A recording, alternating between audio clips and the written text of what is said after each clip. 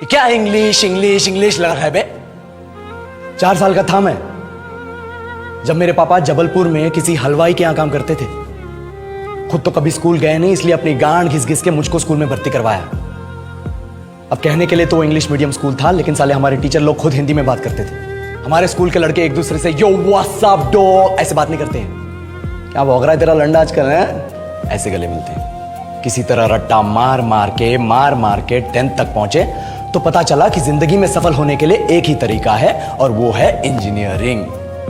सब यही कहते थे, माँ बाप, टीचर लोग, गली का वॉचमैन भी हमसे पूछता था, और भैया कैसी चल रही है आपकी तैयारी? भग बेंचो, तुमको क्या करना है? इसलिए हमारे स्कूल के बच्चे हम सब पहुंच गए बकरों की तरह, मैं IIT, मैं NIT। अरे जिस बच्चे ने अपने बाप को जलेबी तलते देखा है वो तो यही सोचेगा ना कि जिंदगी में पैसा ही सब कुछ है।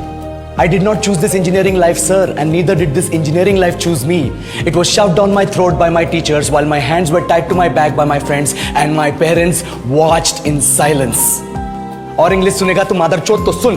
10th के बाद 2 साल लग गए इस कॉलेज में घुसने के लिए, कोचिंग में निकाल दिए। ना कुछ खेले ना कुछ सीखे, और 2 साल बाद जब यहाँ पहुंचे तो पता चला कि बड़े शहरों के कॉन्वेंट स्कूल के पढ़े बच्चे जब अंग्रेजी में बात करते हैं तो मरे हुए फूल भी खिल उठते हैं। हा हवा में ऑक्सीजन की मात्रा बढ़ जाती है इनकी अंग्रेजी सुन के। और पूरे कॉलेज की लड़कियां इन इंग्लिश स्पीकिंग लड़कों को अपना जीवन साथी.com मान चुकी है। तुझे क्या लगता है? मुझे कभी लगा नहीं कि मैं अपनी अंग्रेजी पे काम करूं, अपनी पर्सनालिटी पे काम करूं। बहुत लगा। ये चूतिया इंडस वैली सिविलाइजेशन का जो एजुकेशन सिस्टम बिठा के रखे हो, जिसमें हर साल में 10 सब्जेक्ट, हर सब्जेक्ट में theory, practical, viva, lab work, external, internal, majors, minors, assignment, project, thesis, गांड मार के रखी हमारी। महीनों तक नहाना भूल जाते हम लोग और फिर हमारा परसेप्शन बना देते हो कि हम ऐसे ही रहना चाहते हैं। अबे साल में एक बार कल्चरल फेस्टिवल आता है, एक बार, उसके लिए भी प्रोफेसर से भीख मांगनी पड़ती है। अरे बिना इंग्लिश बोले, बिना लड़कियों से बात किए कौन गांडू रहना चाहता है वैसे?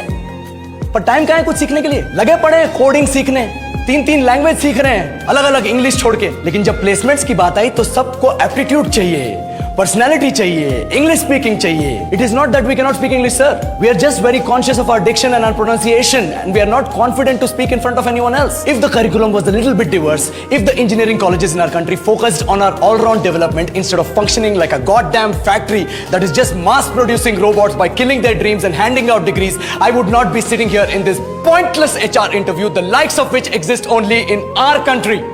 ये लो सर, बोल दिया मैंने 4 और लाइन अंग्रेजी में। अब बताइए, क्या मैं आपके मल्टीनेशनल कंपनी के लायक हूं?